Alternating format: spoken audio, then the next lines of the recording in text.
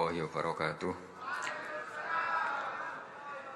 Alhamdulillahirabbil alamin wassalatu wassalamu ala asyrofil mursalin sayyidina Maulana Muhammadin wa ala alihi wa sahbihi asma'in nama ba'du.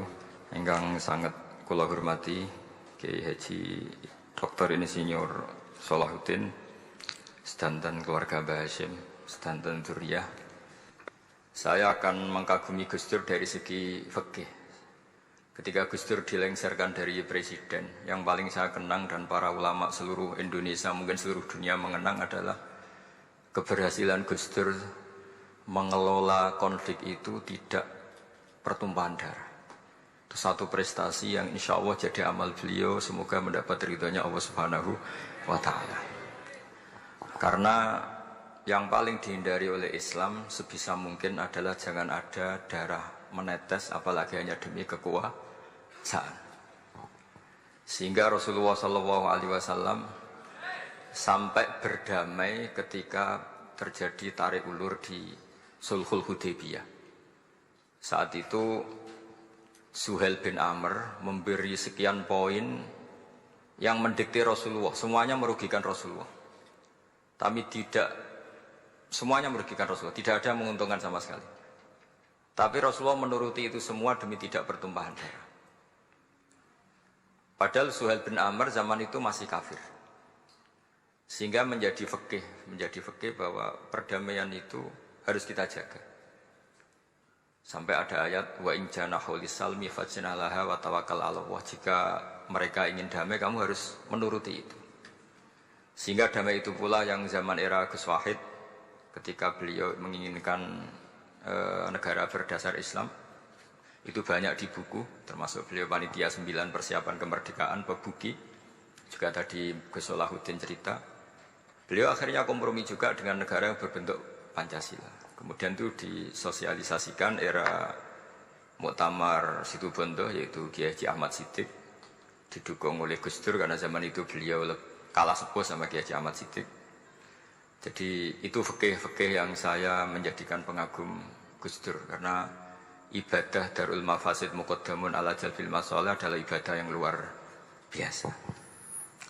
Berikutnya saya mohon sama Kiai Haji Salahuddin Wahid berkenan saya cara berpikir begini untuk Gus Dur. Jadi saya ini dari keluarga Kiai, saya juga senasab dengan keluarga Mbah Hasyim karena sama-sama turunan Mbah Sambul Lasem.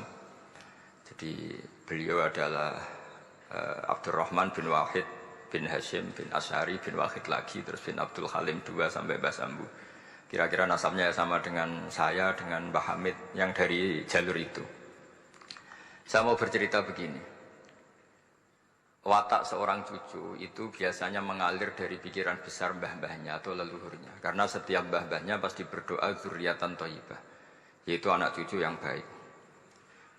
Saya sengaja di sini bawa kitab yang ditulis oleh Muhammad Asad Shihab, seorang Libanon.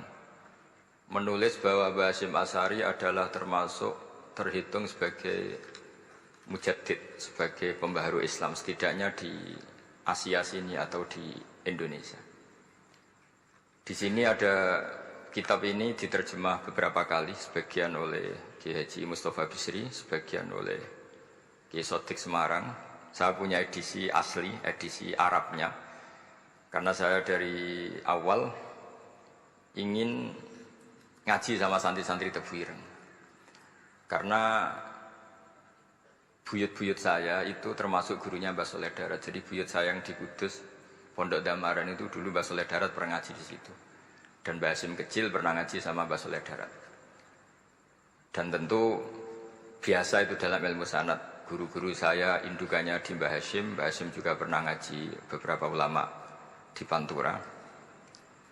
Dan saya pastikan di antara perilaku atau manhaj Mbah Hasyim adalah, ini saya baca guru-guru beliau, kemudian ada perilaku yang persis ditiru Gus Dur.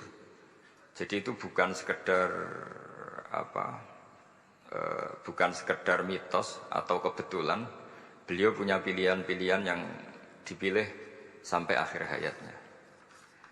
Di sini ada cerita proses Mbah Hashim ngaji, kemudian pernah ada seorang Jerman mau belajar Islam sama Mbah Hashim, kemudian ditemui beliau dengan sangat hangat ketika sudah mengenal Islam secara detail. Ya saya ulang lagi, ketika sudah mengenal Islam secara detail, beliau ngendikan, kamu jangan tergesa-gesa, kata beliau. Kamu harus menerima Islam ini secara al-bayyinah, secara argumentatif, secara logika yang benar, jangan karena terpaksa. Itu pula yang akhirnya Mbah Hashim mendorong khurriyatul fikri. Orang itu harus merdeka dalam berpikir. Itu pula yang mengilhami Rasulullah SAW ketika Sulhul Hudaybiyah. Orang kafir yang masuk Islam harus dikembalikan ke habitat kafir karena itu habitat asli. Karena rata-rata dulu suku Mekah zaman itu kafir semua. Tapi yang orang Islam masuk kafir harus dibiarkan karena dianggap kembali ke habitat. Tentu semua perjanjian itu merugikan Rasulullah SAW. Tapi yang unik, Rasulullah itu menerima itu semua. Kata Rasulullah, sudah perjanjian itu kita terima saja. Akhirnya perjanjian itu diterima. Kemudian tapi Nabi hanya minta satu hal. Orang kafir Quraisy tidak boleh melarang orang diskusi Islam. Akhirnya mereka diskusi tentang Tuhan, tentang agama, tentang macam-macam. Sehingga mereka akhirnya membandingkan, namanya punya Tuhan batu sama Tuhan yang disebut Muhammad. Tentu mereka masih jangkar pakai nama Muhammad. Mereka diskusi.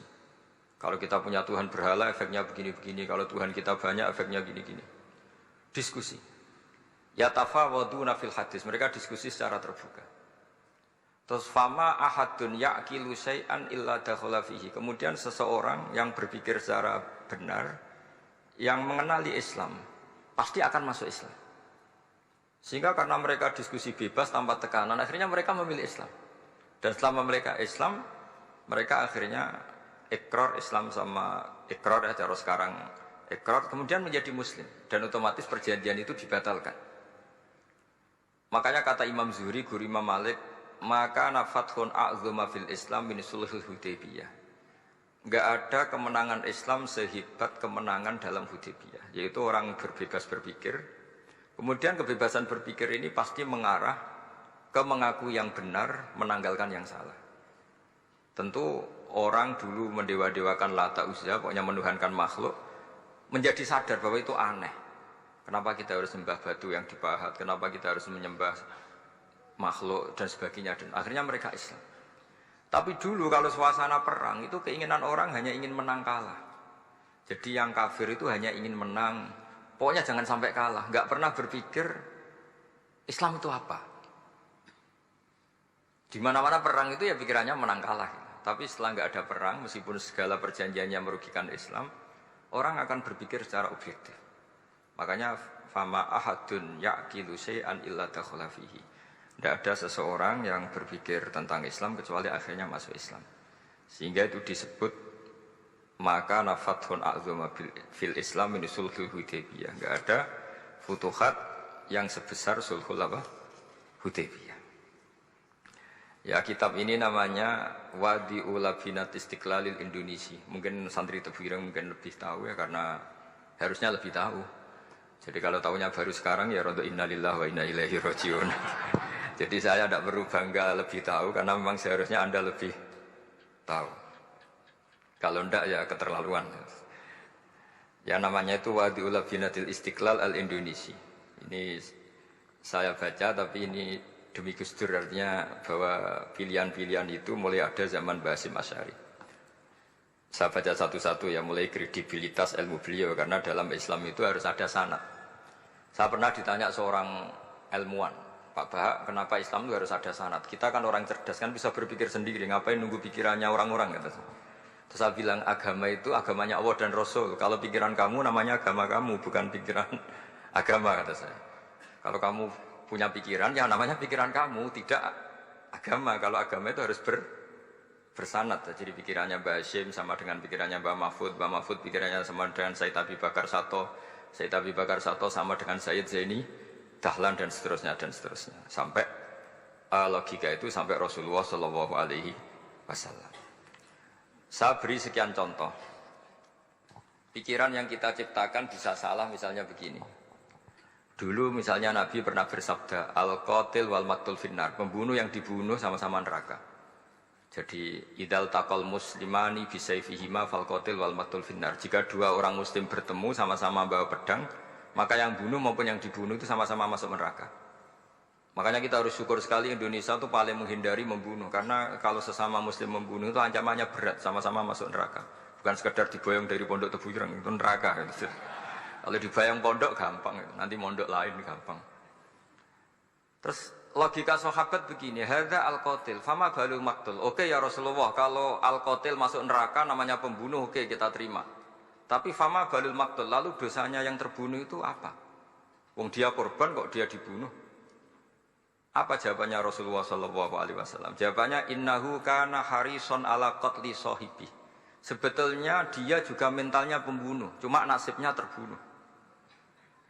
Jadi seperti misalnya sampean hasut saya, itu enggak perlu disakeni. Sebenarnya sampean yang inginnya ya menggusur saya, cuma nasibnya tergusur gitu. Makanya kalau ada orang rebutan pacar kok kalah itu udah usah disakeni. Sebenarnya mentalnya dia perebut gitu. Cuma nasibnya kalah gitu. Jadi apa ya? Ya tadi. Ya ini penting ya, penting sekali. Jadi sebetulnya ketika duel itu semuanya kan mentalnya pembunuh. Maka dia nasib saja sebagai maktul, tapi mentalnya pembunuh. Karena dia mentalnya, niatnya, komitmennya pembunuh, maka dia sama-sama di neraka. Maktul itu fakta, faktanya terbunuh, tapi mentalnya pembunuh. Sehingga hukumannya sebagai pembunuh. Sama kalau sampean berebut itu mentalnya ya perebut. Cuma nasibnya kalah atau terebut. Itu soal nasib.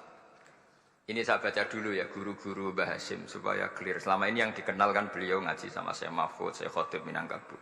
Ini di kitab ini. Saya baca sesuai harokat yang ada di kitab ini. Nanti kalau sampai tidak cocok karena beda madhab, ya nggak apa-apa asal pinter saja. Karena baca kitab itu unik. Kadang-kadang satu guru sama guru yang lain itu beda-beda. Dan biasanya guru itu nggak mau kalah. Mbah Mun tuh sering cerita, ada kiai maknani wati ini lan wit alu. Itu muridnya gerutu karena pernah mondok itu kok enggak gitu. Pak guru, di kitab saya maknanya itu pohon elu. Lah iya cung wit elu kena gua alu kata guru. Gurunya karena gurunya enggak mau kalah.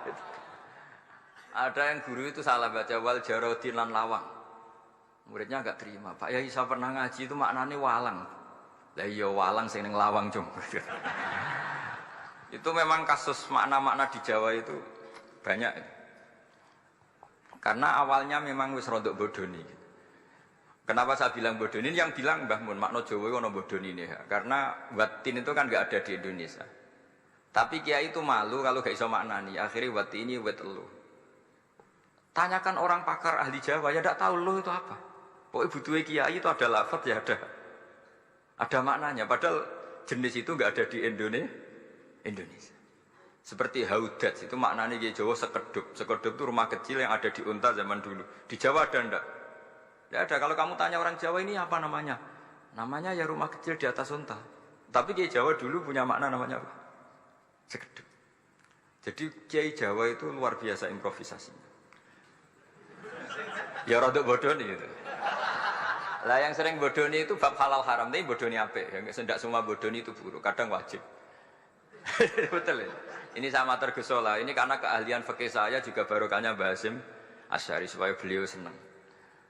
Beliau senang karena para nabi, para wali, para ulama itu tidak meninggal. Tadi kalau Mbak Anita bilang wafat itu kalau dalam bahasa Arab wafa yafi wafaan itu maknanya nuhoni. Nuhoni itu sudah memenuhi. Jadi sebenarnya memang nggak pernah ada orang mati itu. Jadi kita punya jatah umur, jatah rezeki sudah terpenuhi semua. Namanya wafat dari kata wafa yafi wafaan, sesuatunya sudah penuh maka diambil. Kalau roh sendiri nggak pernah meninggal. Ya roh sendiri kalau Mbak Anita bilang kita memperingati kehidupan Gus Dur ya memang hidup karena tadi nggak ada siapapun bilang orang itu mati. Orang mati itu adalah jasad, rohnya diambil dari jasad. Roh sendiri ini nggak pernah berstatus mati karena makanya orang Jawa semua sepakat. Wong mati ku piye? Sing nyawane dijabut. Jasadnya mati, nyawanya diambil. Kemudian nyawa ini yang mengalami dapat nikmat maupun dapat azab. Sehingga keyakinan ahli sunnah wal jamaah ini perlu didoakan karena menghadapi Allah butuh topangan doa dan doa itu nggak pernah salah karena otoritas doa itu milik Allah Subhanahu wa Ta'ala. Tidak bisa kamu nyemprit Allah. Allah ini sudah akhirat loh, amal nggak ada gunanya loh, tidak bisa. Allah tetap zat yang bisa mengabulkan doa siapa saja. Sehingga ahli sunnah berpendapat doa itu yanfa'ul mayyit, doa itu manfaat untuk mayit. Sehingga Basim Asy'ari ngarang secara spesifik risalah an ahli sunnah wal jamaah. Di antara yang paling pokok adalah doa yanfa'ul mayyit, bahwa doa itu manfaat pada mayit. Ini saya hitung ya guru-gurunya Mbah Hasyim. Darus Salhat Muhammad Hasyim Asy'ari ini karangannya Asad Syihab, orang Libanon. Buku ini selesai tahun 72. Beliau lama sekali ikut ngaji di sini sama Mbah Hasyim. Tapi sebagai peneliti, beliau ke sini sudah alim. Enggak terus masih ngapalkan alif bata itu enggak, itu masih sudah alim. Darus Salhat Muhammad Hasyim Asy'ari fil Haramil Makki Syarif fi Makkah Al-Mukarramah alaihi ulama. Seterusnya beliau hitung ya. Amsalus Syekh Ahmad Amin Al-Attar wa Sayyid Sultan bin Hasyim wa Sayyid Ahmad Zawawi. Ya dihitung ya, sudah berapa itu. Tapi beliau ke sana sudah alim loh, jangan sampean kira kalau sampean ke sana itu jadi TKI repot nanti. Itu kata Mbah Mun kalau ada orang mau mondok Mekah, apa mondok Mekah wis alim dereng. Kersane pinter bahasa Arab, Pak. Bakul es nang Arab pinter bahasa Arab kata Mbah. Jadi kalau beliau kalau sama orang belum alim mondok di Mekah itu agak duka beliau. Ya, Syekh Ahmad Amin Al-Attar, wa Sayyid Sultan bin Hasyim, wa Sayyid Ahmad Zawawi, wa Syekh Ibrahim Arab, wa Sayyid Ahmad bin Hasan Al-Attar, wa Syekh Said Al-Yamani. Ini yang gurunya Mbah Zubair juga, guru-gurunya keluarga sarang, wa Sayyid Husain Al-Habsyi. Ini mbah-mbahnya keluarga Habib Anis Solo. Jadi ya pokoknya keluarga besar Solo karena kita tahu Habib Anis itu bin Alwi bin Ali yang punya simtut Duror bin Muhammad bin Husain. Alladzi tawalla mansibal iftah hatta wafatul maniyah wa Sayyid Bakar Sato. Ini yang ngarang Anatul Talibin. Wa Syekh Rahmatullah wa Sayyid Alawi bin Ahmad As-Segaf. Ini yang ngarang Tarsihul Mustafidin. Kita tahu sarah i'anah paling terkenal adalah dua I'anatul Talibin dan Tarsihul Mustafidin. Itu dikarang oleh Alawi bin Ahmad As-Segaf. Terus wa Sayyid Abbas Al-Maliki. Itu banyak Sayyid Muhammad. Karena kita tahu Sayyid Muhammad adalah Muhammad bin Alawi bin Abbas. Ya, Muhammad bin Alawi bin Abbas. Itu juga gurunya Mbah Hasyim. Wa Sayyid Abdul Az-Zawawi wa Syekh Soleh Bafadl wa Syekh Sultan Hasyim Dagestani. Jadi selain guru-guru di Indonesia termasuk Mbah Mahfud Termas, Syekh Khotib Al-Minangkabau, beliau punya guru-guru itu yang saya sebut. Lalu barokahnya guru-guru itu, ya barokahnya guru-guru itu, Mbah Hasyim berpikir seperti itu. Dan berpikir seperti itu yang mengilhami Gus Wahid, kemudian Gus Wahid mengilhami Gus Dur. Kenapa saya cerita ini? Supaya kamu tahu bahwa pikiran-pikiran besar Gus Dur itu ada sanadnya. Jangan sampai kamu berpikir Gus Dur cerdas muka kan delok film lah, terus gue delok film kan ya repot gitu. Jadi makanya ini, karena banyak juga yang cerita Gus Dur sebagai budayawannya, sebagai demokratnya, sebagai pluralisnya. Yang cerita itu kan sudah ada, masa saya disuruh ceritain lagi? Jadi kalau sampean saya cerita itu lagi kan coro Jawa tahsilul hasil. Jadi ini itu tidak bidang saya. Bidang saya akan melihat Gus Dur sebagai cucu Mbah Hasyim siapa? Asy'ari. Ini saya baca ya. Ini bahasa Jerman tapi sudah diagak-agak Arabkan. Ma'al Muhandis Karel von Schmidt. Ini Mbah Hasyim. Jangan kira yang pernah berkawan ya bersosialisasi dengan non muslim itu mulai Gus Dur. Mulai Mbah Hasyim ini di halaman 108 kitab tadi. Wadi'ul Labinati Istiqlal Al-Indonesia. Kitab ini boleh sampean gasap kok. Nanti setelah ini tak bawa pulang atau sampean gasap enggak apa-apa. Ini santri-santri tefireng enggak apa-apa. Siap ya? Ya nanti bisa dibajak. Lakot kan seterusnya hakon ziyarati ala Muhammad Hasyim wa kana dzalika fi yaumil 7 Juli tahun 1936. Fi maqorihi Tebu Ireng. Haitsu taqaltu indahu bil muhandis Karel von Schmidt. Wa kanatil fursa sa'ikhal tahadus ma'ahu tawilan. Terus setelah itu ini ceritanya mu'allif menangi Mbah Hasyim diskusi sama orang orientalis. Ini kata mu'allif, wa hadhil uqdatu takunu aqidatan wa hiya uqdatul mustasyrikin fa kullu shay'in ya'ti minal ghurbiyin wal irobiyyin wa Eropa ya'tabirunahu dasisah.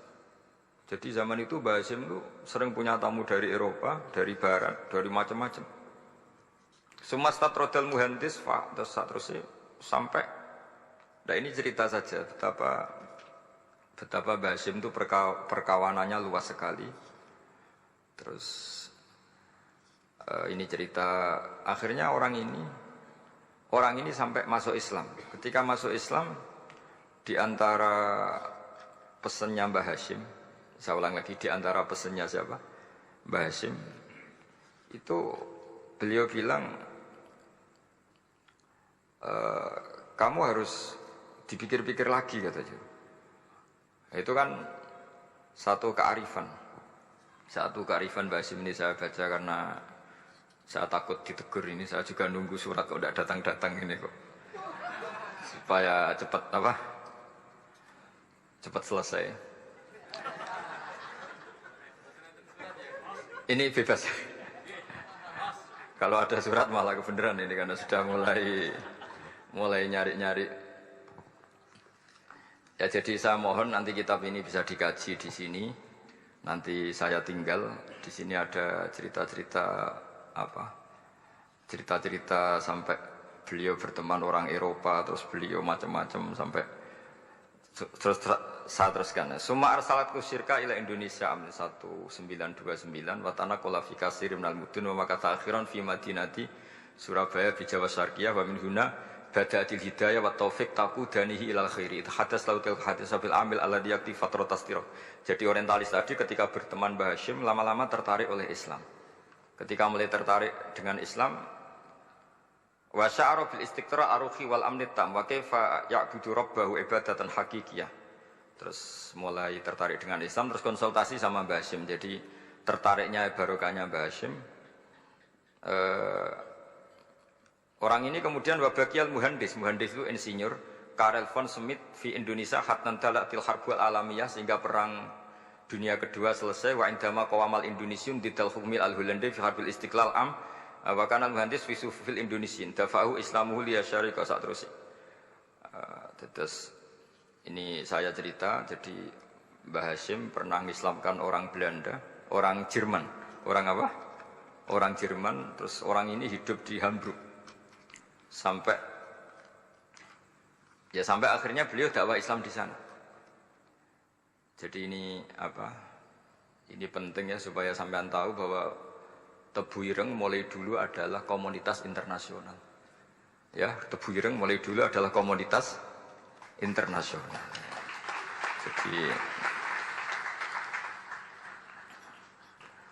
terus ketika ngadepi Indonesia yang dijajah,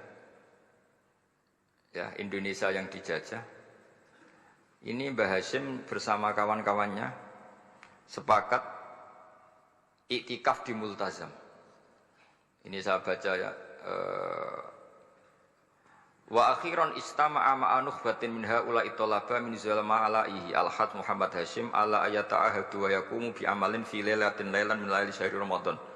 Al-mu'azzam istama'a haula'i talaba waladina yantamuna ila iddati qawamiyatin. Qawamiyah itu kalau bahasa sekarang perlawanan min Afrika wa buldani janubi Asia, Asia Tenggara wa Asia Al-Wusta, Asia Tengah wal buldan al-Arabiyah wa kana al-had Muhammad Hasyim Asy'ari ahadahu wa waqafu jami'an amamal multazam bil Ka'batil Musyarrafah wa ahadu wa aqsamul yamin ala yakum bil jihad fisabilillah li ilahi kalimatil Islam wa tauhidil muslimin bin nasril ilmi wa tau'iyah wa tafaqquh fiddin talaban li mardatillahi ta'ala la yarjuna min wara'i dzalika malan wala mansiban li anfusihim.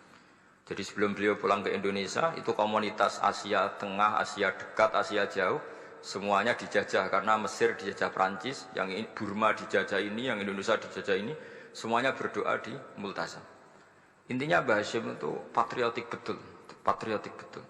Tapi ya religius betul. Beliau berdoa di Multazam, beliau menyanggupi siap jihad melawan penjajah.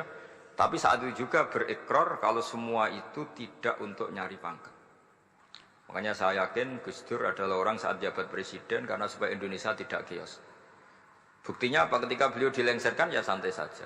Wong ngajine wa mal hayatud dunya illa mataul ghurur. Jadi ya santai saja itu. Tidak jadi masalah. Terus kitab ini menerangkan Ini saya baca ya. Li khidmati dual alladziina laha musta'maratun. Musta'marat itu dijajah mislu Holanda wa Inggris wa Rusia wa Pernisia wa fi hadzal amri bidzat ara ana 'alal muslimin wal mas'ulin khususan. Ini intinya ulama-ulama yang dari timur jauh kemudian sowan ke Mbah Hashim minta fatwa karena negara-negara mereka juga dijajah. Jadi dulu orang dari Jerman, dari mana-mana belajar Islam juga sama Mbah Hashim. Yang negara-negara Asia Timur, Asia dekat itu juga kalau konsultasi kemerdekaan juga sama siapa? Mbah Hashim. Jadi uniknya kitab ini ditulis oleh orang Libanon. Jadi orang Libanon itu saking penasarannya sama Mbah Hashim Asy'ari itu datang ke sini. Ya datang apa? Datang ke sini untuk belajar sama Mbah Hashim. Dan di antara belajar itu kemudian sampai sini ternyata tamu-tamunya Mbah Hashim dari berbagai negara. Mulai yang konsultasi cara memerdekakan negaranya karena mengalami dijajah, sampai cara belajar Islam yang benar. Termasuk tadi yang Karel von Schmidt tadi yang masuk Islam karena konsultasi sama Mbah Hashim. Padahal dia orang Jerman. Terus di antara kelebihannya Mbah Hashim, ini juga ditiru Gus Dur. Wal haji Muhammad Hashim la yajidu kharajan ayuna kisau sami' wal mukhatab. Bal yurahibu bidzalik. Mbah Hashim orang yang enggak tersinggung ketika pendapatnya ditentang atau digugat oleh lawan bicaranya. Beliau santai, tidak terus ya tidak berontak, ya santai aja. Enggak terus angger dibantah, membantah kiai kualat. Enggak, itu enggak ada sanadnya. Nah ini saya pastikan ya bahwa kehebatan Gus Dur itu kita enggak lepas dari barokahnya siapa? Mbah Hashim. Sekaliber Rasulullah SAW sebagai Sayyidul Khalqi, Sayyidul Anbiya al-Mursalin, beliau yang ngakui ana da'watu Ibrahim wa bisyaratu Isa. Aku hebat ngene iku barokah dungane Nabi siapa? Ibrahim. Maka ini sesuatu yang saya tekuni, jadi enggak salah kalau bicarakan Gus Dur ya harus bicarakan Mbah Hashim. Sama bicarakan Nabi Muhammad SAW juga harus membicarakan Jadduhul A'la yaitu Ibrahim alaihissalam. Jadi ini kitab bisa dipakai atau digasap ya enggak apa-apa. Artinya gini, gasap itu kalau saya ada ridho jadinya gasap, kalau ridho ya jadinya boleh. Dan menjadi gasap kalau enggak dipelajari. Ya jadi kalau mau enggak terus tinggo jimat itu kita fokus bahak sakti, wah ya repot makanya ini. Nah kalau dipakai itu gasap. Tapi kalau nanti didiskusikan sama teman-teman, kemudian menjadi baik, menjadi luar biasa, saya ikut ngamal. Terus saya ulang lagi, saya teruskan. Ittisolatuhu itu komoditas beliau. Lahu ittisolatun wasi'atun wa mukatabatun ma'a katsirin min zu'ama'il alam al-islami fi dzalikal ahdi. Fianhum Asy Abdul Aziz As-Sa'alibi wa Sayyid Diyauddin wa Syairozi Adwul Injil terus beliau punya perkawanan besar di komunitas internasional termasuk Syekh Muhammad Abdul Karim Al-Khattabi wa Sayyid Alawi bin Thahir Al-Haddad Mufti Sultanati Johor. Ya, beliau berkawan dekat sama muftinya kerajaan Johor wa Muhammad Ali wa Syaukat Ali bil Hindi wa Muhammad Ali Jana Muhammad Iqbal yang terkenal di India itu wa Sayyid Hibaduddin Asy-Syahrastani wa Wazirul Ma'arif Al-Iraqiyah. Beliau berteman sama PM Irak. Jadi kalau Gus Dur dari Mesir belajar di Irak, ternyata dulu mbahnya teman akrabnya Perdana Menteri apa? Irak. Terus banyak waro isu Majlis Tamyiz wa Sayyid Al-Alama Muhammad bin Aqil wa Sayyid Muhammad Jadul Maula wa Sayyid Muhammad Surur saat terusnya itu. Jadi ini nanti saya tinggal termasuk catatan-catatan ini saya mohon ridho dari Gus Solah dari supaya santri-santri sini belajar Mbah Hashim lebih serius supaya gampang. Kenapa saya katakan harus seperti ini? Dulu Nabi Ibrahim itu di antara anak cucunya itu secara lahir ada yang tidak soleh. Karena anak cucu itu punya otoritas sehingga anak cucu ini yang menstatuskan Nabi Ibrahim. Sampai Allah sendiri yang meluruskan pengklaiman itu, yaitu ada ayat maka anak Ibrahimu Yahudiyah wala Nasranian, karena ada orang yang bernama Yahuda bin Yakub bin Ishak bin Ibrahim. Karena Yahuda punya pola tertentu dalam beragama, terus seakan-akan mbah-mbahnya paling ya begitu. Akhirnya Ibrahim pernah disetatuskan sebagai Yahudi. Sampai Allah sendiri yang ngendikan maka anak Ibrahimu Yahudiyah wala nasrani. Sampai datang Rasulullah Shallallahu Alaihi Wasallam yang memaklumatkan saya juga cucu Ibrahim orisinil. Dan saya pastikan Ibrahim itu bukan Yahudi tapi bapak tauhid. Semenjak itu Ibrahim dipulihkan namanya, bukan Yahudi tapi bapak tauhid. Yaitu diistilahkan Nabi millata abikum Ibrahim, semua tauhid adalah nginduk kepada Nabi siapa? Ibrahim. Nah saya ingin santri-santri Tebu Ireng misalnya nanti suatu saat jadi komunitas internasional, jadi orang keren komunitas internasional, itu bukan karena ingin gaya-gayanan terkenal, tapi ingin niru Mbah Hasyim bahwa itu awal dakwah Anda fil alam. Semua alam ini tentu butuh tauhid, butuh kebenaran, bukan gagah-gagahan sebagai orang populer. Terus persahabatan yang luas, misalnya Anda khusyuk terus kuper, ratau kancanan wong ben dadi wali gini terus kuper. Mungkin Anda tidak akan jadi wali karena sanadnya Mbah Hasyim itu perkenalannya luas. Sementara kamu milih kuper, gak pernah berteman orang, tapi sanadnya sampai Mbah Hasyim itu membingungkan sanad itu. Wong Mbah Hasyim tidak gitu kok kamu nyanatkan begitu. Jadi kalau santri Tebu Ireng mulai sampai yang kamar, terus ngobong dupo, terus menterkenalkan diri jadi wali. Nanti tonggo kamu ngira itu produk Mbah Hasyim karena kamu santrinya. Kan dianggap cerminan gurunya sampai Mbah Hasyim. Nah kalau ada yang teman-teman gitu harus dimaklumatkan itu sanad mungkotek. Bahwa sanad itu tidak benar. Ini kapan ini ditegur? Ini saya sudah mulai menunggu. Karena ya repot ini kalau kelamaan ini nanti itu. Terus ini khazanahnya Mbah Hasyim. Khazanah itu ya perpustakaan kalau sekarang. Maktabatuhu. Tu'addu maktabatul khat Muhammad Hasyim Asy'ari min aghnal maktabat lihtiwaiha ala anfasil kutub. Jadi ini kadang harokatnya ya beda dengan bacaan saya. Sama nanut bacaan saya saja. Di sini ditulis anfusil kutub. Selalu saya baca anfasil kutub karena maknanya kitab terbaik. Kalau kitab terbaik bacanya bukan anfus tapi apa? Anfas. Ya nanti kamu debat sendirilah sama teman-teman ini bacanya apa. Karena ini kadang harokatan. Kalau kadang harokatan repot, abe bantah itu kadang sungkan mbek sing aran, orang bantah kadang beda. Lah supaya selamat, iki ora saleh mualif, khotote sing goblok biasanya gitu korban. Biasanya gitu kalau untuk menyelamatkan kiai itu, wah ini yang ngetik yang salah. Padahal kadang kiai ini barang ya rodok salah tapi ya sembol. Daripada sultan sama kiai kan mendingan sama pengurus. Ya gitu ya sepakat ya. Jadi ya sudah terus. Ya saya baca. Tu'addu maktabatul khat Muhammad Hasyim Asy'ari min aghnal maktabat lihtiwaiha ala anfasil kutub al-ilmiyah al-islamiyah. Jadi kalau tadi yang diceritakan para kawan-kawan Gus Dur suka baca. Itu Mbah Hasyim itu kitabnya banyak sekali dan semuanya kitab terbaik. Min matbu'atin baik yang dicetak wa makhtutatin baik yang masih tulisan tangan. Athariyatin qadimah baik kitab-kitab yang sudah hampir punah karena saking lamanya. Wa tadummu hadil maktabah jullal kutub al-mu'allafah wal lughat al-arabiyyah wal indonesia wal jawiyah wal malaysia wa ba'dal lughat al-ajnabiyyah al-ukhra. Jadi zaman Mbah Hasyim itu perpustakaannya sudah ada bahasa Indonesia, bahasa Jawa, bahasa Malaysia, bahasa Inggris. Itu yang nulis orang Libanon. Sampai santrinya Mbah Hasyim tidak tahu innalillahi wa inna ilaihi rajiun. Maka ini yang kepertobatan ya saya kasih. Jadi ini saya biasa guyon, kesalahan ini guyon sama santri. Saya tidak midatoni kiai, jadi ini guyon sama santri. Semoga guyonan ini manfaat. Wassalamualaikum warahmatullahi wabarakatuh.